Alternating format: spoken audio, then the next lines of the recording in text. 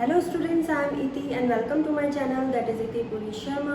In the last video we have discussed about the agriculture sector कि किस तरीके से हमारा agriculture sector जो था वो stagnant हो गया था, backward हो गया था, क्या ब्रिटिशर्स ने किया था, क्या reasons थे उनके जो हमारा agriculture sector इतना exploit हो गया था. So on today's video we will discuss about the industrial sector कि किस तरीके से ब्रिटिशर्स ने हमारा industrial sector को exploit किया. So let's begin our topic. सो हम पहले इंडस्ट्रियल सेक्टर की बात करेंगे before the advent of the Britishers कि हमने पढ़ा ही था इन द बिगिनिंग में कि कैसे हमारे जो कंट्री थी वो कितनी इंडिपेंडेंट थी, प्रॉस्परस थी, सेल्फ सफिशिएंट थी. एंड इंडस्ट्रीज की बात करें तो handicraft and cotton and textile industries, metal industries जो थी ये वर्ल्ड फेमस थी हमारी. तो अब क्या हुआ ऐसा कि हमारी ये इंडस्ट्रीज़ को डिस्ट्रॉय कर दिया ब्रिटिशर्स ने. हमारी जो इंडस्ट्रीज हुआ करती थी वो एक्सपोर्ट करती थी फिनिश प्रोडक्ट्स को out of the India. Like जो बाहर के लोग होते थे, फॉरेनर्स होते थे, उनको हमारे यहाँ के जो प्रोडक्ट्स हैं वो बहुत पसंद आते थे. जो भी फिनिश प्रोडक्ट्स यहाँ से एक्सपोर्ट होता था, चाहे वो शॉल्स हो, चाहे वो कारपेट्स हो, चाहे वो सिल्क के क्लोथ्स हो, चाहे वो बनारसी साड़ीज़ हो, तो ये चीज़ें जो थी इंडिया में तो लोग कंज्यूम करते ही थे, but out of India foreigners जो होते थे उनको ये चीज़ें बहुत पसंद आती थी. तो हमारे जो क्राफ्टमैन्स हैं उनको all over the world upload किया जाता था क्योंकि वो जो प्रोडक्ट बनते थे हमारे यहाँ हैंडमेड प्रोडक्ट होते थे क्योंकि हैंडीक्राफ्ट इंडस्ट्रीज थी. तो उनका जो स्टैंडर्ड होता था और जो उनकी क्वालिटी होती थी वो बहुत फाइन होती थी, तो इसलिए वो लोगों को पसंद भी आती थी. तो हमारा जो इंडिया था, एक इंडियन इकोनॉमी थी जो इंडिया था, वो बहुत ज़्यादा पॉपुलैरिटी गेन कर चुका था वर्ल्ड में. तो जब अब ब्रिटिशर्स ने देखा, जब ब्रिटिशर्स को यहाँ पावर मिली इंडिया को रूल करने की, तो ब्रिटिशर्स ने देखा कि इंडिया जो है, अब जब हमारा नाम वर्ल्ड में हो रहा था तो उसको तो इंडिया के बारे में पता ही होगा. तो जब वो यहाँ पर आया तो उसने ये देखा कि हमारी जो इकोनॉमी थी वो rich in production of raw material. हमारे यहाँ पे रॉ मटेरियल का प्रोडक्शन बहुत होता था. ठीक है, फूड ग्रेन्स में हम बहुत रिच थे, रिच इन फूड ग्रेन थे हम. हमारे पास हर तरह का फूड क्रॉप्स होते थे. एंड उन्होंने क्या देखा, अब हम हर वीडियोस में ये डिस्कस करते हैं कि जब ब्रिटिशर्स यहाँ आए थे, जब उन्होंने यहाँ इंडिया को ऑक्यूपाई किया था, इन्वेड किया था, रूल किया था, तो यहाँ उनके ब्रिटेन जो उनकी होम कंट्री थी ब्रिटेन, वहाँ पर इंडस्ट्रियलाइजेशन हो रहा था. इंडस्ट्रियलाइजेशन का मतलब क्या होता है कि जब हम इंडस्ट्रीज जो है डेवलप्ड करते हैं, हम इंडस्ट्रीज करते हैं, इंडस्ट्रियल एक्टिविटी जो है एक पर्टिकुलर कंट्री में या पर्टिकुलर रीजन में एक जो है इंक्रीज कर रही होती हैं, तो वहाँ उसको इंडस्ट्रियलाइजेशन कहा जाता है. ठीक है, तो यहाँ पे क्या हुआ था, इंडस्ट्रियलाइजेशन वहाँ पर ब्रिटेन में हो रहा था. अब जब इंडस्ट्रियलाइजेशन हो रहा था, हमने पहले भी डिस्कस किया था कि जब इंडस्ट्रीज डेवलप होती हैं तो वहाँ पे रॉ मटेरियल्स की बहुत ज़्यादा नीड होती है. तो उस नीड को फुलफिल करने के लिए ब्रिटिशर्स ने सोचा कि इंडिया जो है वो उनका सही डिसीजन है, उन्होंने सही चॉइस करी है. सेकेंड, जब इंडस्ट्रीज डेवलप हो रही थी वहाँ पर, तो उनके प्रोडक्ट्स जो उनके वहाँ से मैन्युफैक्चरिंग इंडस्ट्रीज में जो फिनिश प्रोडक्ट्स बन रहे थे, तो उनको भी तो कहीं ना कहीं मार्केटिंग चाहिए थी. तो उन्होंने क्या करा, वहाँ से जो भी फिनिश प्रोडक्ट्स बनकर आते थे वो हमारी इंडिया में, क्योंकि इंडिया में तो कितनी ज़्यादा पॉपुलेशन थी, तो उनके यहाँ एक सेकंड चॉइस, उनकी सेकंड ओपिनियन उनका ये भी था कि इंडिया में बहुत ज़्यादा पॉपुलेशन है और यहाँ हमारी जो कंज्यूमर मार्केट होगी वो बहुत बड़ी होगी, हमारे जो प्रोडक्ट्स हैं वो लोगों तक पहुँचेंगे और वो यूज़ करेंगे, उसे कंज्यूम करेंगे. तो इसीलिए इंडस्ट्रियल सेक्टर जो था on the eve of independence वो बहुत पुअर कंडीशन में था. ठीक है, वो बहुत ज़्यादा बैकवर्ड हो चुका था, बहुत less developed you can say. तो इंडस्ट्रियल सेक्टर की बहुत ज़्यादा एक्सप्लॉयटेशन कर चुके थे britishers. Industrial sector had been affected by the exploitative industrial policy, that is systematic industrialisation. Industrial sector में क्या करा था ब्रिटिशर्स ने, उन्होंने कुछ ऐसी पॉलिसीज़ बनाई थी कि हम एक सिस्टमैटिक तरीके से, सिस्टमैटिकली जो है यहाँ पे जो भी चीज़ें फ्लरिश करें, जो इंडस्ट्रीज फ्लरिश करी है, जो इंडस्ट्रीज जो फेमस है इन अ वर्ल्ड उनको कैसे डिस्ट्रॉय करें सो दैट उनकी जो इंडस्ट्रीज है ब्रिटेन में वो डेवलप हो सके, वो फ्लरिश हो सके। तो वो जो एक्सप्लॉयटेटिव पॉलिसी थी वो क्या थी, सिस्टमैटिक डी इंडस्ट्रियलाइजेशन। तो ये उनकी पॉलिसी थी, सिस्टमैटिक डी इंडस्ट्रियलाइजेशन। अब इसका मतलब क्या होता है? इंडस्ट्रियलाइजेशन का मतलब पहले हम समझेंगे क्या होता है, जो कि मैं बहुत बार बता चुकी हूँ कि जब किसी भी कंट्री में या किसी भी रीजन में, किसी पर्टिकुलर रीजन में या कंट्री में इंडस्ट्रीज डेवलप्ड हो रही होती है, चाहे वो हैवी इंडस्ट्रीज हो, चाहे वो मैन्युफैक्चरिंग इंडस्ट्रीज हो, वो डेवलप हो रही होती है जहाँ इंडस्ट्रियल एक्टिविटीज़ इंक्रीज हो रही होती है, तो उसको हम इंडस्ट्रियलाइजेशन कहते हैं। डी इंडस्ट्रियलाइजेशन क्या होता है? Deindustrialisation just opposite of industrialisation. तो डी इंडस्ट्रियलाइजेशन का मतलब क्या हुआ कि क्या करें हम, किस तरीके से हम इंडस्ट्रीज को रिड्यूस कर सकें, उनका जो उन्हें कम कर सके, इंडस्ट्रियल एक्टिविटी उस पर्टिकुलर कंट्री में या रीजन में उसको हम कम कर सकें। तो ये होता है डी इंडस्ट्रियलाइजेशन, जहाँ पर इंडस्ट्रीज को हमें कम करना है या बिल्कुल ख़त्म करना है, तो that is deindustrialisation. Then systematic deindustrialisation. Systematic deindustrialisation का मतलब क्या हुआ कि किस तरीके से एक सिस्टम की तरह, एक सिस्टमैटिक तरीके से प्लानिंग करके हम इंडस्ट्रीज को डिस्ट्रॉय करें, उनका यहाँ पर जो एग्जिस्टेंस है उसको ख़त्म करें। तो ये होता है सिस्टमैटिक डी इंडस्ट्रियलाइजेशन। तो अब सिस्टमैटिक डी इंडस्ट्रियलाइजेशन में क्या था? The twofold motive of systematic deindustrialisation. The twofold motive behind systematically deindustrialisation. तो जो टू फोल्ड मोटिव थे बिहाइंड सिस्टमैटिक डी इंडस्ट्रियलाइजेशन के,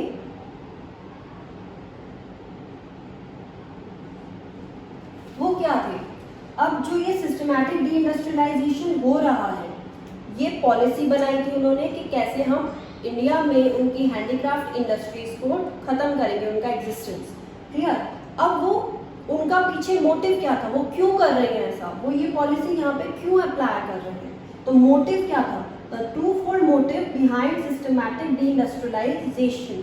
तो ये आपका क्वेश्चन जो है ये आपके एग्जाम्स में पूछा जा सकता है, ये वाला क्वेश्चन, जिसके अंदर 2 पॉइंट्स आते हैं जो हम पहले ही डिस्कस कर चुके हैं। First, to reduce India to the status of mere exporter of imported raw material for the upcoming modern industries in Britain. That means वो इंडिया को सिर्फ एक मेयर एक्सपोर्टर बना के रखना चाहते थे रॉ मटेरियल्स का। लाइक वहाँ पे जो था, अभी हमने पढ़ा था एग्रीकल्चर सेक्टर में, लाइक इंडिगो, वो कह रहे थे कि ये आप ज़्यादा से ज़्यादा प्रोड्यूस करो, तो इंडिगो हो गया, लाइक कॉटन हो गया, जूट हो गया, तो ये सब चीज़ें जो थी वो क्या कहते थे कि हमें एक्सपोर्ट करो आप, ठीक है। और सेकंड जो मोटिव था वो क्या था?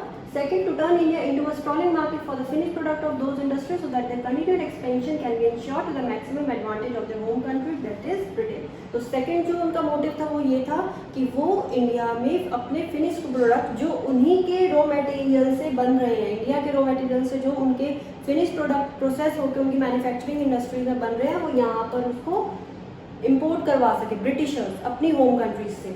तो वो ये करना चाहते थे क्योंकि उन्हें पता था कि इंडिया जो है यहाँ पे ह्यूज पॉपुलेशन है, उनकी कंज्यूमर मार्केट जो है वो बढ़ सकते हैं यहाँ पे, और इंडिया में वो अपने प्रोडक्ट्स को एक्सपैंड करना चाहते थे, यही उनका मेन मोटिव था। तो ये 2 मोटिव थे under the twofold motive behind systematic deindustrialisation. अब वो इंडस्ट्रियलाइजेशन करना क्यों चाहते थे, उसके फर्दर 2 रीजन है। ये तो हो गया आपका वाई का आंसर कि वो क्यों करना चाहते थे, उन्होंने कैसे किया। तो वाई कैसे का आंसर, दैट इज हाउ का आंसर जो है वो ये कि उन्होंने किस तरीके से किया। तो सिस्टमैटिक डी इंडस्ट्रियलाइजेशन किस तरीके से उन्होंने किया। तो आई होप आपको यहाँ तक अभी तक समझ आ चुका होगा कि इंडस्ट्रियल सेक्टर जो था वो कितना हमारा डेवलप नहीं था, बिल्कुल डिस्ट्रॉय हो चुका था। क्यों हुआ था? सिस्टमैटिक डी इंडस्ट्रियलाइजेशन जो उन्होंने एक पॉलिसी अडॉप्ट करी थी जिसके अंदर 2 फोल्ड मोटिव थे कि वो क्यों करना चाहते थे सिस्टमैटिक डी इंडस्ट्रियलाइजेशन, उसके 2 रीजंस थे। और उन्होंने इन दोनों मोटिव्स को कैसे अचीव किया, वो ये रीजन थे। दैट इज सबसे पहले उन्होंने हैंडीक्राफ्ट इंडस्ट्रीज को डिस्ट्रॉय किया, सेकंड, उन्होंने कोई सपोर्ट नहीं करा मॉडर्न इंडस्ट्रीज को, जो बहुत मॉडर्न इंडस्ट्री जो अंडर कॉलोनियल रूल, मतलब जो उस टाइम पे ब्रिटिशर्स के अंडर जो कुछ इंडस्ट्रीज डेवलप हो रही थी इंडिया में, उनको वो कोई एनकरेजमेंट नहीं दे रहे थे, सपोर्ट नहीं कर रहे थे, तो उनकी भी जो ग्रोथ थी वो बहुत ज़्यादा नेग्लिजिबल थी और यू कैन से बहुत वीक थी, स्लो थी। तो ये हम इसके अंदर पॉइंट्स पढ़ेंगे। तो अब वन बाय वन करके हम डीके ऑफ हैंडीक्राफ्ट को टॉपिक को स्टार्ट करते हैं। DK of handicraft, DK of handicraft का मीन्स लाइक डिस्ट्रॉय करना हैंडीक्राफ्ट इंडस्ट्रीज को। क्लियर? लाइक हमने पढ़ा था कि हैंडीक्राफ्ट इंडस्ट्रीज जो थी वो ऑल ओवर द वर्ल्ड बहुत ज़्यादा फेमस थी, अच्छी पॉपुलैरिटी गेन कर चुकी थी बाय द फॉरेनर, जो आउट ऑफ द कंट्री हमारे प्रोडक्ट्स को पसंद करते थे, handmade product that is handicraft products को पसंद करते थे। ठीक है, तो इस पॉइंट के अंदर जो है फर्दर जो है कुछ पॉइंट्स हैं जो ये बता रहे हैं कि किस तरीके से ब्रिटिशर्स ने हमारी हैंडीक्राफ्ट इंडस्ट्री को सिस्टमैटिकली डिस्ट्रॉय किया। तो let's begin with the first point that is discriminatory tariff policy of the state. तो डिस्क्रिमिनेटरी टैरिफ पॉलिसी, डिस्क्रिमिनेटरी का मतलब क्या हुआ? लाइक हम डिस्क्रिमिनेशन का मतलब लाइक होता है कि भेदभाव करना, like discrimination between the rich and the poor, between a boy and a girl. तो हम एक तरीके से उनमें कुछ ना कुछ डिफरेंस कर रहे हैं।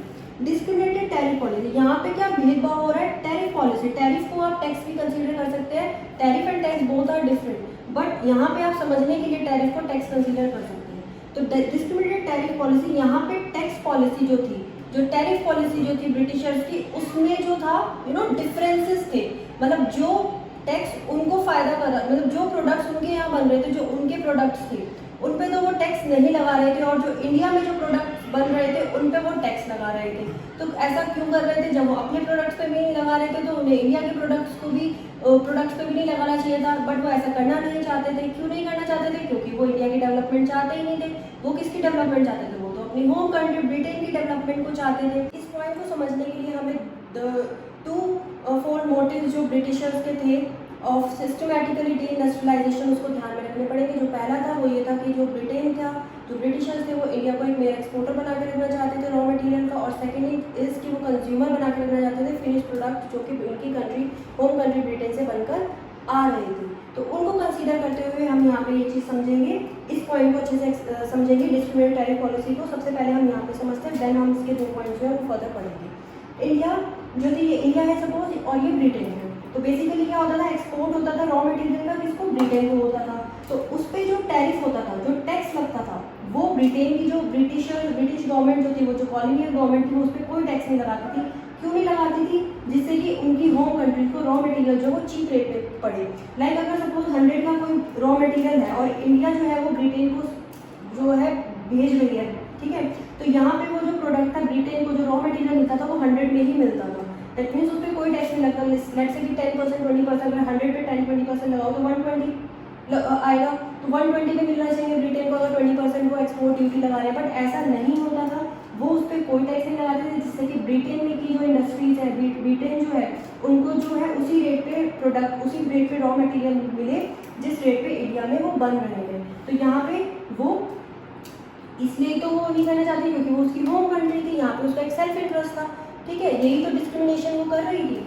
सेकेंड वो क्या कर रही थी कि tariff free import of finish goods. Britain भी फर्दर क्या कर रही थी? अपनी अपनी इंडस्ट्रीज के प्रोडक्ट को, फिनिश प्रोडक्ट्स को एक्सपेंड करने के लिए, उनकी मार्केट एक्सपेंड करने के लिए उस पर कोई भी टैक्स नहीं लगा रही थी।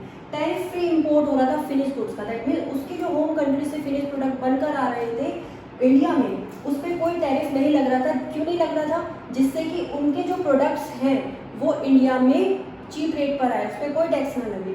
जैसे सपोज अगर 100 का फिनिश प्रोडक्ट है, ठीक है, 100 का फिनिश प्रोडक्ट जो है वो इंडिया में बेच रही है, 100 में ही बेच रही है। दैट मीन्स उस पर कोई इम्पोर्ट ड्यूटी नहीं लग रही। लेट्स से कि अगर 20% है या 40% है तो 140 का होना चाहिए। तो 140 का ना होके वो कोई टैक्स लगा ही नहीं थी, तो 100 का प्रोडक्ट 100 में ही आ रहा था यहाँ पे। तो इंडियन मार्केट में जो ब्रिटेन से प्रोडक्ट आ रहे थे वो कितने के आ रहे थे? उस पर कोई टैरिफ फ्री नहीं लग रहा था। टैरिफ फ्री इंपोर्ट हो रहा था, फिनिश प्रोडक्ट था, कोई टैरिफ नहीं लगा रहे थे। क्यों नहीं लगा रहे थे? जिससे कि उनके जो फिनिश प्रोडक्ट है उनके रेट्स जो हैं वो सही रहे, इंडियन कंज्यूमर जो है वो परचेज करें, क्योंकि अगर टैरिफ लगेगा तो उसके रेट्स बढ़ जाएंगे, तो कंज्यूमर्स जो है वो उसे नहीं खरीदेंगे। तो इसलिए वो उन्होंने क्या सोचा, अपने प्रोडक्ट्स को प्रमोट करने के लिए इंडिया में उन्होंने क्या करा, उन्होंने अपने जो प्रोडक्ट्स थे उन पर कोई टैरिफ नहीं लगाया, जो फिनिश प्रोडक्ट उनके वहाँ से बनकर आ रहे थे। सेकंड चीज़, अब इंडिया की जो हैंडीक्राफ्ट इंडस्ट्रीज थी, अगर वो अपनी इंडस्ट्री में जो भी हैंडमेड प्रोडक्ट जो भी वो बनाते थे हैंडीक्राफ्ट इंडस्ट्रीज में, अगर वो उन प्रोडक्ट्स को अगर किसी ब्रिटेन में या फिर किसी और कंट्री में, लेट्स से कोई अदर कंट्री हो गई, अमेरिका हो गई या कोई भी हो गई, ठीक है, तो वहाँ पे वो जो अपने प्रोडक्ट्स बेचते थे उन पे ब्रिटेन की जो गवर्नमेंट है वो टैक्स लगाती थी, टैरिफ लगाती थी, हैवी टैक्स लगाती थी। जैसे कि सपोज कि अगर 100 रुपीज़ है, 100 रुपीज़ का कोई वो प्रोडक्ट है, ठीक है, तो इंडिया जो है, इंडिया की जो हैंडीक्राफ्ट इंडस्ट्रीज हैं उन पर 100 रुपीज़ का वो प्रोडक्ट बना रही है, फिनिश प्रोडक्ट बना रही है, ठीक है, उस पर जो है ब्रिटिश गवर्नमेंट जो है 50% उन्होंने हैवी टैक्स मतलब टैक्स लगा दिया, इस पर टैरिफ लगा दिया। तो वो जो बाहर कंट्री में जा रहा है, ब्रिटेन या किसी और कंट्री में जो जा रहा है, वो कितने का जा रहा है, 150 में, क्लियर। तो वो कितने में जा रहा है, 150 रुपीज़ में। अगर हम 100 का 50% करेंगे, दैट इज 50 एंड 100 में ऐड करेंगे तो क्या हो जाएगा, 150 हो जाएगा। तो 100 का प्रोडक्ट जो है ब्रिटेन में या किसी और कंट्रीज में 150 का मिल रहा था, दैट मीन्स कि उसके जो प्राइजेस थे वो ज़्यादा थे। तो इंडियन हैंडीक्राफ्ट की जो प्रोडक्ट, इंडियन हैंडीक्राफ्ट इंडस्ट्रीज में जो फिनिश प्रोडक्ट बन रहे थे, उनका इंटरनेशनल मार्केट में जो प्राइजेस थे वो बढ़ गए।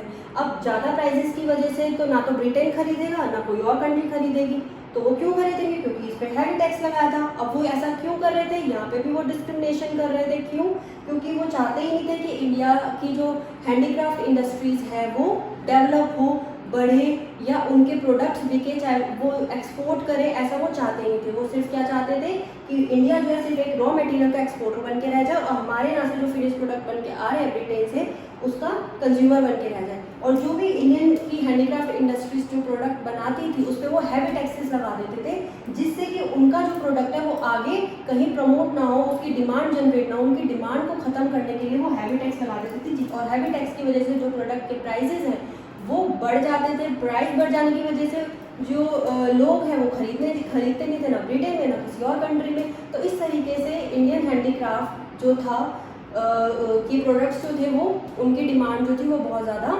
कम हो गई। डिमांड कम होने की वजह से जो था, अगेन जो इंडियन इन्वेस्टर्स थे हैंडीक्राफ्ट में वो इन्वेस्ट ही नहीं करना चाहते थे, क्योंकि लॉसेज हो रहे थे इतने, जब प्रोडक्ट बिक ही नहीं रहे थे तो वो क्यों इसमें और ज़्यादा इन्वेस्ट करेंगे। तो उन्हें क्या करना पड़ा, एज अ रिजल्ट उन्हें अपनी इंडस्ट्रीज को शट डाउन करना पड़ा।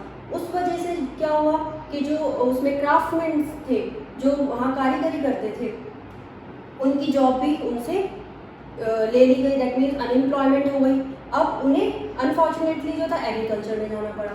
तो अगेन एग्रीकल्चर और विलेज में उनकी पॉपुलेशन जो थी, जो क्राफ्टमैन थे, जो अनएम्प्लॉयड हो गए थे इस डिस्क्रिमिनेटरी पॉलिसी की वजह से, तो उनको विलेजेस और एग्रीकल्चर में जाना पड़ा। तो अब हम पॉइंट्स पढ़ लेते हैं। Like first point is it allowed tariff free export of raw material from India and tariff free import of British industrial product into India, but place a heavy duty on the export of Indian handicraft product. इसमें क्या हुआ कि again अभी जैसे हमने भी समझा, ठीक है, कि कैसे वो टैरिफ फ्री, तो ये इनकी टैरिफ पॉलिसी थी कि वो एक्सपोर्ट जो करते थे रॉ मटेरियल का, उस पर वो कोई टैक्स नहीं लगाते थे, कोई टैरिफ नहीं लगाते थे, सो दैट कि जो ब्रिटेन है उनको हमारे रॉ मटेरियल चीप रेट से पड़े, और जो उनके यहाँ से हमारे यहाँ फिनिश प्रोडक्ट बनकर आते थे, इंपोर्ट होते थे, उन पर भी वो कोई टैक्स नहीं लगाता था, कोई टैरिफ नहीं लगाता था, सो दैट कि उनके जो प्रोडक्ट्स हैं वो इंडियन मार्केट पे चीप रेट पर है, ठीक है। But place a heavy, but वो क्या करते थे, अगेन वो हमारे जो इंडियन हैंडीक्राफ्ट जो प्रोडक्ट्स बनाते थे, इंडियन हैंडीक्राफ्ट इंडस्ट्रीज में जो प्रोडक्ट बनते थे, फिनिश प्रोडक्ट्स जो बनते थे, वो बाहर कंट्रीज में अगर बेचते थे तो उन पर वो एक्सपोर्ट ड्यूटी लगाते थे, ठीक है, उस पर वो टैक्स लगाते थे, जिससे कि उनकी जो प्रोडक्ट है वो इंटरनेशनल मार्केट में पॉपुलैरिटी गेन ना करे। क्यों ना करे, क्योंकि हैवी टैक्स होता था, इंटरनेशनल मार्केट में उसकी जो डिमांड थी वो बिल्कुल ख़त्म कर दी थी, क्योंकि हैवी प्राइस पे कोई भी प्रोडक्ट जो होगा वो कोई नहीं लेगा। जो भी अगर प्रोडक्ट हैवी प्राइस पर होगा वो कोई परचेज नहीं करना चाहेगा, चाहे मैं ही क्यों ना हूँ। अगर मैं मार्केट में जाऊँगी तो मैं भी यही देखूँगी कि कोई प्रोडक्ट जो दोनों सेम क्वालिटी का है और सेम चीज़ है, तो मैं उसमें वही प्रोडक्ट को परचेज करूँगी जो उसका जिसका रेट जो होगा प्राइस कम होगा। तो वही जो थे इंडियन कंज्यूमर्स करते थे, वही उनका भी एक स्ट्रेटजी होती थी कि भाई हमें वही प्रोडक्ट परचेज करना है जिसके प्राइसेस कम है। तो यही यहाँ पे उन्होंने करा, इस तरीके से उन्होंने इंडियन हैंडीक्राफ्ट इंडस्ट्रीज को एक्सप्लॉइट किया। Then next is as a result while the British product started dominating the Indian market, the Indian handicraft product started losing their domestic as well as foreign market. तो अब क्या हुआ, इससे क्या हुआ, जो टैरिफ फ्री पॉलिसी जो हुई, एक तो यही था कि उन्होंने एक्सपोर्ट फ्री कर दिया था और इम्पोर्ट फ्री कर दिया था। सेकंड उन्होंने क्या कि इस वजह से क्या हुआ, ब्रिटिश के जो प्रोडक्ट्स थे वो हमारी इंडियन इकोनॉमी में, इंडियन मार्केट में जो है वो डोमिनेट करने लगे। डोमिनेट मतलब कि उन्होंने अपनी एक जगह बना ली, इंडियन कंज्यूमर्स जो थे उससे ज़्यादा परचेज कर रहे थे। क्यों कर रहे थे, क्योंकि एक तो वो अच्छी क्वालिटी के थे प्रोडक्ट और उनके रेट्स जो थे as compare to the Indian handicraft industries, as compare to the Indian handicraft product वो कम थे, क्योंकि उन पर कोई टैक्स नहीं लगा था। तो इससे क्या हुआ, वो हमारे इंडियन मार्केट्स में उन्होंने जगह बनानी थी, डोमिनेट करने लगे थे। इससे क्या हुआ, इंडियन हैंडीक्राफ्ट इंडस्ट्रीज में जो फिनिश प्रोडक्ट बनते थे उन्होंने अपने domestic as well as foreign market, तो उन्होंने अपनी जो डोमेस्टिक और फॉरेन मार्केट थी वो लूज कर दी थी because of the discriminatory tariff policy of the British government. Now proceeding towards our next point, that is competition from machine-made products. Machine-made products from Britain gave a tough competition to the handicraft products in India due to low cost and better quality products produced by machine in the manufacturing industries. So the Indian craftsmen to shut down the handicraft industries in India. तो जो machine-made product जो Britain से बनकर आए थे हमारी economy में, जो इम्पोर्ट किए गए थे, वो हमारी इकोनॉमी में जो बन रहे थे हैंडीक्राफ्ट प्रोडक्ट को टफ कंपटीशन दे रहे थे। कैसे दे रहे थे, क्योंकि उनके जो प्राइसेस थे वो कम थे as compare to the handicraft products in India. क्यों थे, क्योंकि उन पर कोई टैरिफ नहीं लगा था। अभी हमने प्रीवियस पॉइंट में पढ़ा कि कोई टैक्स नहीं लग रहा था, तो as compare to handicraft product उनके प्राइसेस जो थे वो कम थे due to low cost and better quality. अब क्वालिटी के बारे में बात करें, फीचर्स के बारे में बात करें, तो इंडियन प्रोडक्ट्स जो बन रहे थे और जो बाहर से बनकर आते थे ब्रिटेन से, दोनों की क्वालिटी सेम थी, फीचर सेम थे, बट लोग जो है वो क्या खरीद रहे थे, ब्रिटेन के प्रोडक्ट खरीद रहे। क्यों खरीद रहे थे, क्योंकि उसके प्राइसेस कम थे। तो due to low cost and better quality produce by the machine, और वहाँ पे जो प्रोडक्ट था मैन्युफैक्चरिंग इंडस्ट्रीज में बन रहे थे, तो मशीन के थ्रू बन रहे थे। ठीक है, इससे क्या हुआ, हमारी मैन्युफैक्चरिंग इंडस्ट्रीज जो थी इंडिया में, इन हैंडीक्राफ्ट इंडस्ट्रीज वो बंद हो गई, क्योंकि डिमांड जो थी वो उनकी खत्म हो गई थी बिल्कुल। तो अभी हमने प्रीवियस पॉइंट में ये सब पढ़ा था कि हमारी डिमांड जो इंडस्ट्रीज थी वो शट डाउन हो गई थी, क्राफ्ट्समैन अनएम्प्लॉयड हो गए थे एंड वो एग्रीकल्चर की तरफ स्विच हो गए थे। तो यहाँ पे यही पॉइंट यहाँ पे, इसलिए यहाँ पे मशीन से जो प्रोडक्ट बनकर आए, इसी पॉइंट में ये एक्सप्लेन किया गया कि जो मशीन मेड प्रोडक्ट हैं उनकी डिमांड जो थी, जो ब्रिटेन से बनकर आए थे, उनकी ज़्यादा हो गई थी। क्यों हो गई थी, क्योंकि उनके कंपैरेटिवली जो थे प्राइजेस जो थे वो लो थे। Second is next point is new pattern of demand, that is owing to the impact of British culture, a new class emerged in India was keen to adopt the Western lifestyle. This changed pattern against the Indian product and in favor of British product. As a result, Indian handicraft started decaying. Again, कोई भी country हमारे यहाँ आती है, rule करती है, ठीक है, लाइक ब्रिटेन, ब्रिटिशर्स आए थे, तो वो उनका भी एक लाइफस्टाइल होता था जो मे बी इंडिया के कुछ लोगों को पसंद आया होगा। उनका लाइफस्टाइल कि वो कैसे कपड़े पहन रहे हैं, वो क्या चीज़ें यूज़ कर रहे हैं, वो कहाँ जा रहे हैं। जैसे कि अब हमारी इकोनॉमी में क्या हो रहा है, पब्स भी हैं, ठीक है, डिस्क भी हैं, क्लब्स भी हैं, हर चीज़ है यहाँ पर। हम ये कहाँ से आए, बाहर से ही तो आए, पहले इंडिया में ऐसा कुछ थोड़ी होता। और अगर हम अपने ड्रेसिंग सेंस की बात करें, अपने लाइफस्टाइल की बात करें, तो यहाँ पे अब हम क्या वेयर करते हैं, हम जीन्स वेयर करते हैं, हम टॉप वेयर करते हैं, हम शर्ट्स पहनते हैं, शर्ट पैंट पहनते हैं। पहले क्या होता था, लोग क्या करते थे, कुर्ता धोती पहनते थे, वो प्रेफर करते थे पहनना। तो ये लाइफस्टाइल में जो हुआ ब्रिटिशर्स के आने से जो था, इंडियन जो लोग थे उनका लाइफस्टाइल भी चेंज हुआ। ठीक है, उससे हमारे इंडियन प्रोडक्ट्स पे भी अफेक्ट पड़ा लाइफस्टाइल की वजह से, टेस्ट एंड प्रेफरेंसेस की वजह से। ठीक है, तो टेस्ट एंड प्रेफरेंसेस की वजह से हम ब्रिटेन में जो प्रोडक्ट बन रहे थे उनकी तरफ स्विच होते जा रहे थे और इंडियन प्रोडक्ट्स की जो डिमांड थी वो अगेन कम होती जा रही थी। तो as a result Indian handicraft started हुई। तो इसी वजह से जो इंडियन हैंडीक्राफ्ट इंडस्ट्रीज थी वो ख़त्म होती गई और यू कैन से कि वो उनका एग्जिस्टेंस जो है वो कम होता गया, शट डाउन हो गई बेसिकली।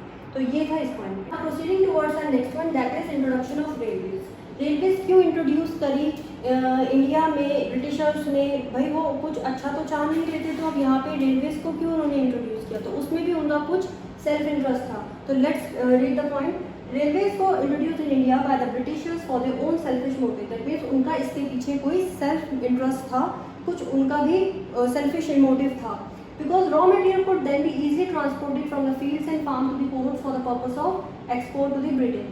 क्या पर्पस था कि जो भी रॉ मटेरियल हमारे यहाँ जहाँ पे फार्म्स और फील्ड्स में जहाँ पे उनका प्रोडक्शन हो रहा है रॉ मटेरियल का, वहाँ से हम रेलवे के थ्रू उसको ट्रांसपोर्ट कर सके। कहाँ पर, पोर्ट्स में। पोर्ट्स क्या होते हैं, लाइक जैसे कि शिप के थ्रू या फिर एयरपोर्ट या एयर के थ्रू। तो यहाँ पे पोर्ट्स वो होते हैं जहाँ से जो है ट्रांसपोर्टेशन होगा, जहाँ से भेजा जाएगा उन प्रोडक्ट्स को। ठीक है। तो ट्रांसपोर्ट करते थे कहाँ पे, पोर्ट पर ट्रांसफर करते थे, किस लिए, for the purpose of export to the Britain, मतलब कि एक्सपोर्ट के पर्पस से ब्रिटेन में भेजना चाहते थे, इसलिए उन्होंने रेलवेज को इंट्रोड्यूस किया। क्यों किया, जिससे कि जो रॉ मटेरियल है, जो फील्ड ऑफ फार्म से जिनका प्रोडक्शन हो रहा है, वहाँ से वो उन रॉ मटेरियल्स को ट्रांसपोर्ट कर सके पोर्ट तक, जहाँ से वो रॉ मटेरियल फर्दर एक्सपोर्ट होंगे ब्रिटेन में। Next, and finished goods coming as import to the Indian economy could be easily transported to the market for the purpose of sale। और जो फिनिश प्रोडक्ट्स, जो भी फिनिश गुड्स जो है Britain से बनकर आ रहे हैं, उनको पोर्ट से, मतलब पहले तो वो पोर्ट पर ही आएंगे, ठीक है, उसके बाद उसको वो मार्केट तक पहुँचाएं रेलवेज के थ्रू, रेल के थ्रू वो मार्केट तक आएंगे। क्यों आएंगे, क्योंकि जिससे कि मार्केट में वो बिके। तो यहाँ पे क्या हो रहा था, रॉ मटेरियल को फील्ड से पोर्ट तक भेजा जा रहा था, फर्दर पोर्ट से ब्रिटेन एक्सपोर्ट किया जा रहा था, और जो भी फिनिश प्रोडक्ट हमारे ब्रिटेन से बनकर आ रहा था उसको इंपोर्ट किया जा रहा था पोर्ट से इंडियन इकोनॉमी में, सॉरी ट्रांसपोर्ट किया जा रहा था इंडियन मार्केट्स में for the purpose of sale. So thus the spread of railways led to the spread of domestic market for the British product. तो ये रेलवेज जैसे जैसे बढ़ी और उन्होंने उन्हीं एरियाज में इसको सब स्प्रेड किया रेलवेज को, जहाँ पे एग्रीकल्चर हो रहा था, जहाँ पे प्रोडक्शन हो रहा था रॉ मटेरियल का, ठीक है, वहीं पे उन्होंने रेलवेज लेकर आए, जिससे कि उन्हें कोई प्रॉब्लम ना हो ट्रांसपोर्टेशन की, और उनका जो रॉ मटेरियल है ईजिली वो ट्रांसपोर्ट किया जा सके पोर्ट तक, और पोर्ट से फर्दर एक्सपोर्ट किया जा सके ब्रिटेन में। और ऐसे जो फिनिश प्रोडक्ट्स बनकर आ रहे हैं ब्रिटेन से इंडियन इकोनॉमी में, वो पोर्ट से इजीली ट्रांसपोर्ट कर सके इंडियन मार्केट्स में, जिससे कि वो आगे प्रोडक्ट्स जो है वो बिक सके। तो यहाँ पे क्या हुआ, इसलिए उन्होंने रेलवेज को स्प्रेड करा। Thus the spread of railway led to the spread of domestic market. तो रेलवेज को स्प्रेड करने का कारण जो था, जैसे ही रेलवे स्प्रेड हुई वैसे ही हमारी डोमेस्टिक मार्केट भी बढ़ी। किसकी बढ़ी, फिनिश प्रोडक्ट जो ब्रिटेन से बनकर आ रही है। Now proceeding towards our next point, that is bleak growth of modern industry. Bleak growth of modern industries का मतलब क्या है कि हमारी जो मॉडर्न इंडस्ट्रीज थी, वो उनकी जो ग्रोथ हो रही थी अंडर द कॉलोनियल पीरियड, जब ब्रिटिश गवर्नमेंट हमारी इकोनॉमी में थी, उस टाइम पे मॉडर्न इंडस्ट्रीज की जो ग्रोथ थी वो बहुत ज़्यादा ब्लीक थी। ब्लीक मीन्स ना के बराबर, नेग्लिजिबल ग्रोथ थी, और यू कैन से कि बहुत स्लो ग्रोथ थी, अगर हो भी रही थी। तो उसके अंदर जो है कुछ पॉइंट्स आएंगे, जैसे फर्स्ट है development of few modern industries, second है lack of capital good industries, third is limited operation of public sector, and fourth one is low contribution to gross domestic product, that is GDP।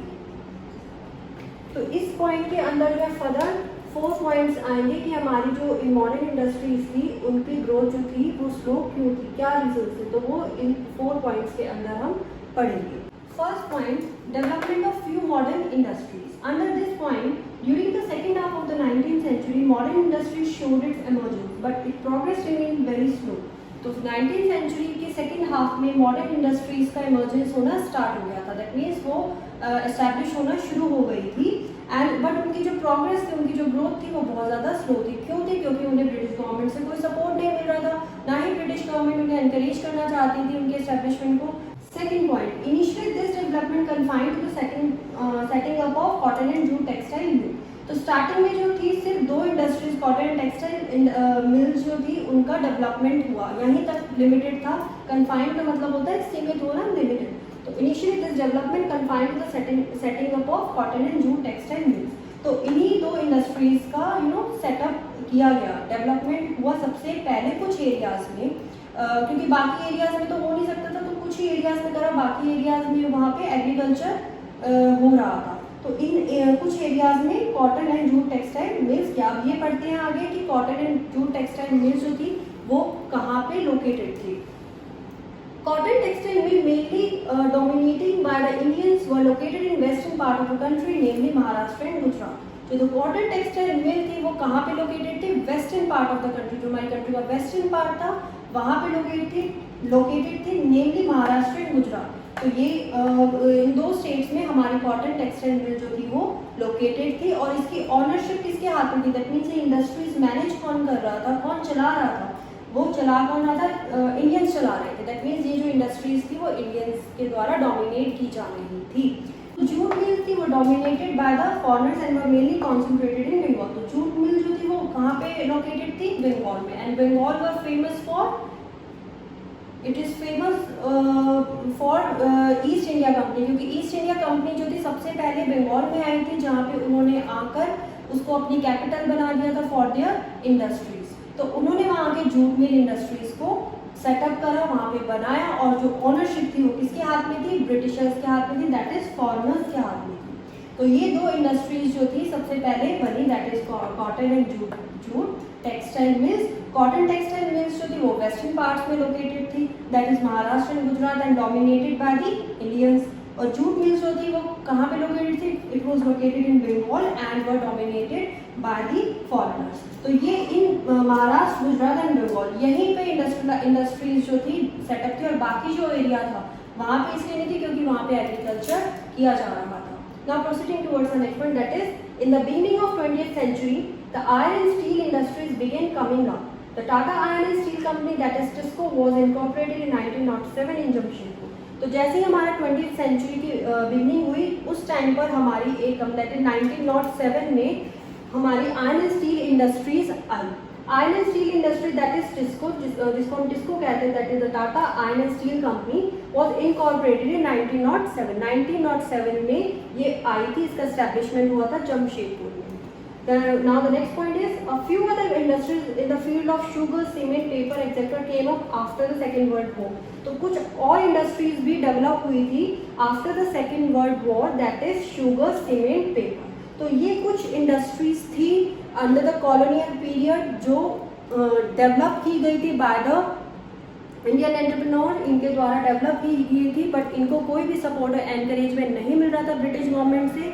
क्यों नहीं मिल रहा था, क्योंकि British government इनको support करना ही नहीं चाहती थी। वो तो अपनी जो ब्रिटेन में इंडस्ट्रियलाइजेशन हो रहा था, इंडस्ट्रीज डेवलप हो रही थी, उनको वो वहाँ एनकरेजमेंट उन्हें करना चाहती थी, क्योंकि उसे वहाँ पे इंडस्ट्रियलाइजेशन करना था। और proceeding towards our next point, that is lack of capital good industries. That means capital good industries की हमारी इंडियन इकोनॉमी में कमी थी under the British period.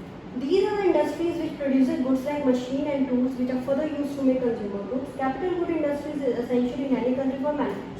So capital goods क्या होते हैं, ठीक है। कैपिटल गुड्स, और हम पहले कैपिटल गुड्स समझने से पहले हम ये समझेंगे कंज्यूमर गुड्स क्या होते हैं। देखिए हमारी इकोनॉमी में दो तरह के गुड्स होते हैं, that is consumer goods and capital goods. Consumer goods वो गुड्स होते हैं जिनको हम डायरेक्टली कंज्यूम कर देते हैं in order to satisfy our need. Like अगर मुझे वीट हो गया, हम उसको कंज्यूम कर लेते हैं डायरेक्टली। अब क्लोथ्स हो गए, वो हम कंज्यूम कर लेते हैं। मतलब जो भी हम चीज़ें अपनी डे टू डे लाइफ में यूज़ कर रहे हैं, that are consumer good. Like ये मार्कर है, ये मेरे को यूज़फुल है, मैं इसे जो है लिख सकती हूँ, तो ये मेरे लिए यूज़फुल है, ये मेरे लिए कंज्यूमर गुड हुआ। ऐसे ही जो कैपिटल गुड्स होते हैं वो क्या होते हैं, कैपिटल गुड्स वो गुड्स होते हैं जो फर्दर कंज्यूमर गुड्स प्रोड्यूस करने में हमारी हेल्प करते हैं। लाइक मशीन्स जो होती हैं वो कैपिटल गुड्स होती हैं, क्योंकि मशीन्स के थ्रू हम प्रोडक्शन कर सकते हैं, क्लियर, इन मार्कर्स का या कोई भी प्रोडक्ट का। तो मशीन जो हो गई वो हमारी एक कैपिटल गुड हो गई। एंड टूल्स जो यूज होते हैं for processing the finish product. तो ये दो goods like machines and tools, जो ये चीज़ें, जो ये प्रोडक्ट होते हैं, उनको हम कहते हैं कैपिटल गुड्स। तो lack of capital good industries, तो ये कैपिटल गुड जो इंडस्ट्रीज मशीन्स बनाती हैं, टूल्स बनाती हैं, वो हमारी इंडिया में नहीं थी अंडर द कॉलोनियल पीरियड। जब ब्रिटिशर्स यहाँ पे थे, हमारी इंडियन इकोनॉमी में ये इंडस्ट्रीज की कमी थी, और यू कैन से कि ये इंडस्ट्रीज थी ही नहीं। मशीन्स एंड टूल्स जो इंडस्ट्रीज बनाती हैं, ठीक है, क्योंकि और जो ब्रिटिशर्स थे वो इस पे इन्वेस्ट भी नहीं करना चाहते थे।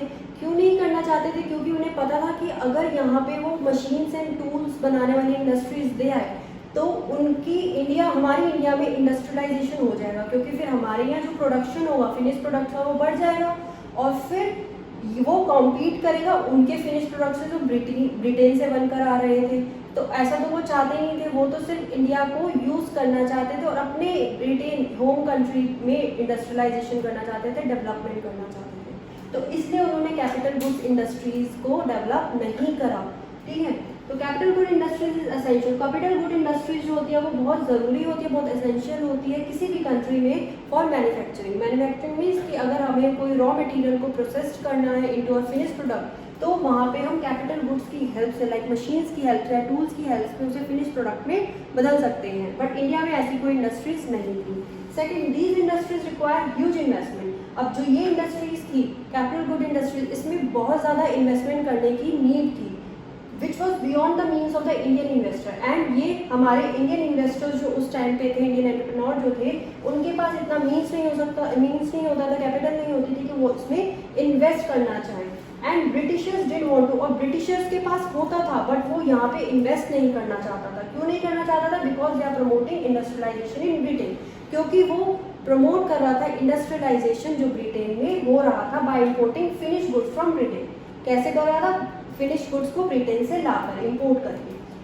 तो ये सेकंड पॉइंट था। इसमें ये था कि ये इंडस्ट्रीज बनाने के लिए जो है ह्यूज इन्वेस्टमेंट की रिक्वायरमेंट होती है, और हमारे जो इंडियन इन्वेस्टर्स थे, इंडियन एंटरप्रेन्योर जो थे, उनके पास इतना कैपिटल नहीं था कि वो इन इंडस्ट्रीज पर इन्वेस्ट करें। ब्रिटिशर्स के पास था उस टाइम, बट ब्रिटिशर्स ऐसा करना नहीं चाहते थे क्योंकि वो तो ब्रिटेन में इंडस्ट्रियलाइजेशन को प्रमोट कर रहे थे। वो वहाँ से ब्रिटेन से फिनिश प्रोडक्ट को इंपोर्ट कर रहे थे इंडिया में, तो वो यहाँ क्यों करेंगे? क्योंकि वो तो वहाँ का ब्रिटेन का अपनी होम कंट्री का इंडस्ट्रियलाइजेशन करना चाहते थे। क्योंकि अगर वो यहाँ पे कैपिटल गुड इंडस्ट्रीज को बना देंगे तो यहाँ पे इंडस्ट्रियलाइजेशन हो जाएगा और फिर यहाँ फिनिश प्रोडक्ट बनने लगेंगे, तो वो फिर कैसे अपनी फिनिश प्रोडक्ट जो ब्रिटेन में बन रहे थे उनकी डिमांड को क्रिएट करते, उन्हें कैसे एक्सपेंड करते हमारी इंडियन इकोनॉमी में। तो यही रीज़न था कि वो इसमें इन्वेस्ट करना ही नहीं चाहते थे। वो सिर्फ इंडिया को यूज़ करना चाहते थे सिर्फ रॉ मटेरियल के लिए। ठीक है। Third is, as a result in the absence of capital good industries, industrialisation in India was affected. तो इससे क्या हुआ? कैपिटल गुड्स की ना होने की वजह से इंडस्ट्रियलाइजेशन जो था इंडिया में अफेक्ट हुआ। Now proceeding towards our next point, that is limited operation of public sector. That means public sector जो था, उनका जो कॉन्ट्रीब्यूशन था, उनका जो पार्टिसिपेशन था इन द इंडस्ट्रियलाइजेशन वो बहुत ज़्यादा लिमिटेड था। क्यों था भाई? ब्रिटिश गवर्नमेंट थी। ब्रिटिश गवर्नमेंट उस टाइम जैसा इंस्ट्रक्शन देती थी, जो उन्हें रूल्स कहती थी फॉलो करने के लिए, पब्लिक सेक्टर्स भी वैसे ही करते थे। तो यह the state participation in the process of modern industrialisation was very limited. क्यों था? क्योंकि गवर्नमेंट जो थी उस टाइम ब्रिटिश की थी और वो अपने अनुसार अपने रूल्स के अकॉर्डिंग चलाती थी इकोनॉमी को।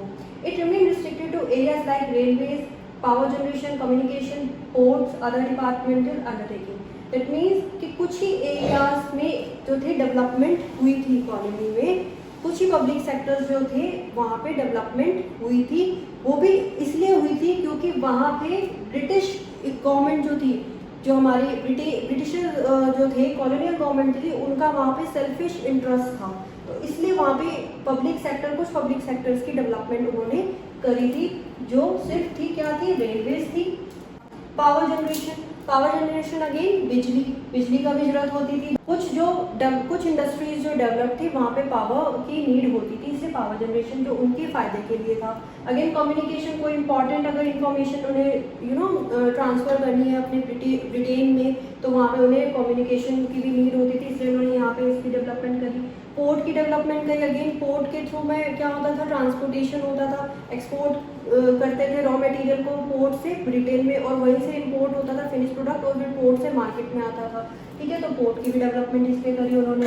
अदर डिपार्टमेंटल अंडरटेकिंग और भी जो एडमिनिस्ट्रेटिव वर्क्स होते थे उनको चलाने के लिए, अपनी गवर्नमेंट को चलाने के लिए जो एडमिनिस्ट्रेशन वर्क होते थे वो भी परफॉर्म किए जाते थे। तो अदर डिपार्टमेंटल अंडरटेकिंग्स के अंदर ये चीज़ें आ गई। Then the next point is low contribution to GDP. Again GDP हमने पहले ही पढ़ा था, जब ये चैप्टर स्टार्ट करा था वहाँ से मैंने अच्छे से एक्सप्लेन करा था कि जीडीपी क्या होता है। इंडस्ट्रियल सेक्टर का जो कंट्रीब्यूशन था जीडीपी में वो बहुत ज़्यादा लो था। क्यों था? क्योंकि भाई ब्रिटिश गवर्नमेंट थी, इंडस्ट्रियलाइजेशन यहाँ पे हो ही नहीं रहा था। इंडस्ट्रीज ऑलरेडी जो हैंडीक्राफ्ट इंडस्ट्रीज थी वो टफ कंपटीशन फेस कर रही थी। फिनिश प्रोडक्ट्स जो ब्रिटेन से बनकर आ रहे थे, और एट द एंड उन्होंने अपनी हैंडीक्राफ्ट इंडस्ट्रीज को शट डाउन कर दिया और स्विच हो गए एग्रीकल्चर के टुवर्ड्स। तो ये टॉपिक हमारा यहाँ पे इस पॉइंट के साथ खत्म होता है। So under this topic that is industrial sector on the eve of independence, हमने पढ़ा कि किस तरीके से ब्रिटिशर्स ने हमारे इंडस्ट्रीज को एक्सप्लॉइट करा, इंडस्ट्रियल सेक्टर को अफेक्ट करा। कैसे किया? अपनी एक्सप्लॉयटेटिव इंडस्ट्रियल पॉलिसी को लाकर, that is systematic deindustrialisation. अब ये सिस्टमैटिक डी इंडस्ट्रियलाइजेशन ये पॉलिसी वो यहाँ लेकर क्यों आए उसके पीछे भी हमारे दो टू फोल्ड मोटिव थे हम ब्रिटिशर्स के behind the systematic deindustrialisation. उन्होंने इस पॉलिसी से कैसे हमारे इंडस्ट्रियल सेक्टर को एक्सप्लॉयट किया, कैसे उन्होंने करा, तो हाउ का आंसर क्या हुआ कि सबसे पहले तो उन्होंने हमारी हैंडीक्राफ्ट इंडस्ट्रीज जो वर्ल्ड वाइड फेमस थी, जिसकी रेपुटेशन जो थी, पॉपुलैरिटी जो थी वो थ्रू आउट द वर्ल्ड थी, जो पूरा वर्ल्ड हमारी हैंडीक्राफ्ट प्रोडक्ट्स को पसंद करता था, तो यहाँ पे सबसे पहले उन्होंने हमारी हैंडीक्राफ्ट इंडस्ट्रीज़ को एक्सप्लॉयट करा, डिस्ट्रॉय करा, उसका एग्जिस्टेंस ख़त्म करा। और सेकंड, जो भी हमारे उनके टाइम पर ब्रिटिशर्स जब हमारी इंडियन इकोनॉमी को रूल कर रहे थे, तो वहाँ पे जो मॉडर्न इंडस्ट्रीज उस टाइम जिनका इमर्जेंस हो रहा था, उसमें उन्होंने कोई इनिशिएटिव नहीं लिया कि वहाँ पे कुछ इन्वेस्टमेंट करें या उन्हें हम उनका कुछ सपोर्ट करें, एनकरेजमेंट करें, जिससे कि वो यहाँ डेवलप हो, क्योंकि वो ऐसा चाहते ही नहीं थे। तो ये इस टॉपिक में हमने पढ़ा कि किस तरीके से इंडिया का जो इंडस्ट्रियल सेक्टर था on the eve of independence, जब ब्रिटिश हमारे यहाँ रूल कर रहे थे, तो ये चीज़ें हमारे इंडस्ट्रियल सेक्टर ने फेस करी, और इस तरीके से इन पॉलिसीज़ की वजह से हमारी जो इकोनॉमी थी वो अफेक्ट हुई। This much is for today. I hope you all have understood the topic. In the next video, we are going to discuss about the foreign trade on the eve of independence. Thank you.